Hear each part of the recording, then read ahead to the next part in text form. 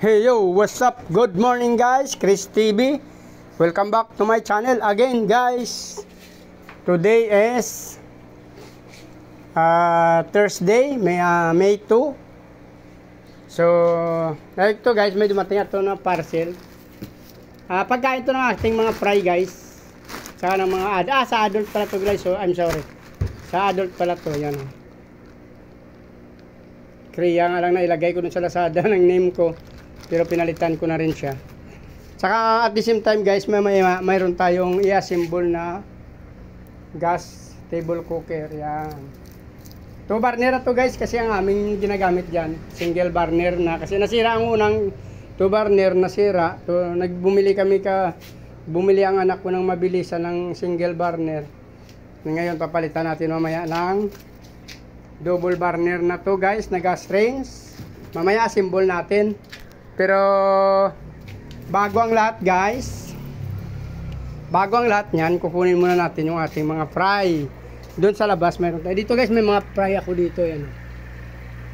Ang dami guys. Yeah. Yan ang ating ano ba yan? Tiger Mosaic guys, yan. Buti naman at nag-fry sila. Akala ko babae kasi akala ko wala nang lalaki. Kasi may namatay dyan na isa guys. So akala ko, so dalawang lalaki pa pala to, tsaka isang female.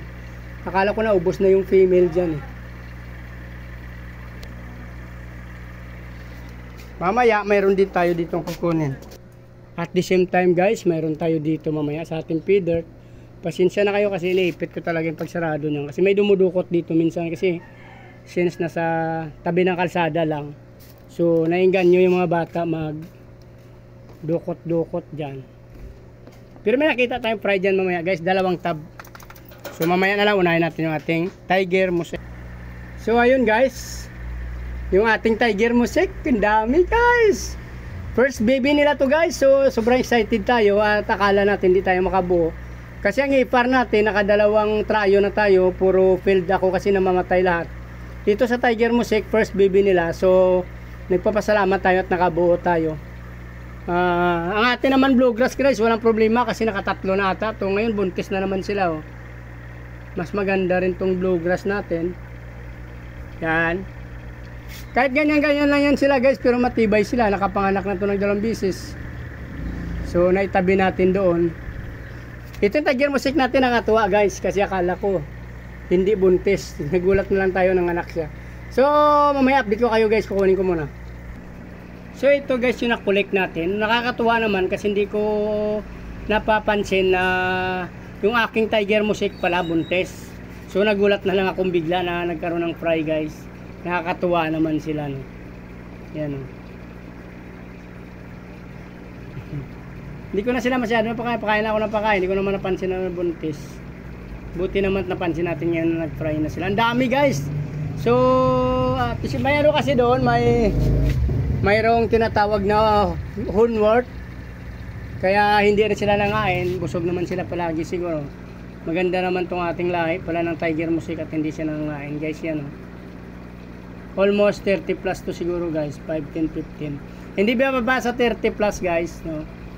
Hindi natin mabilang ng ano to maayos kasi ligalig yan sila pagka fry pa lang yan oh. Basta hindi bababa ng 30 plus to guys.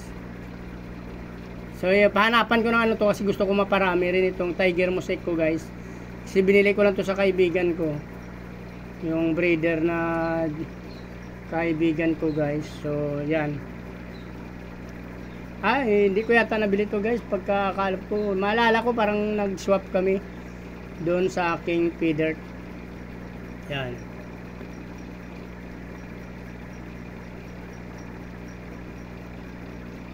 So kung natapos yung video nito at nagustuhan nyo guys, please like, follow, subscribe guys sa aking YouTube channel. Sama nyo na rin ang notification bell para updated kayo sa araw-araw na ina-upload ko na video guys. Maraming salamat sa patuloy na suporta at pagpanood ng aking mga video.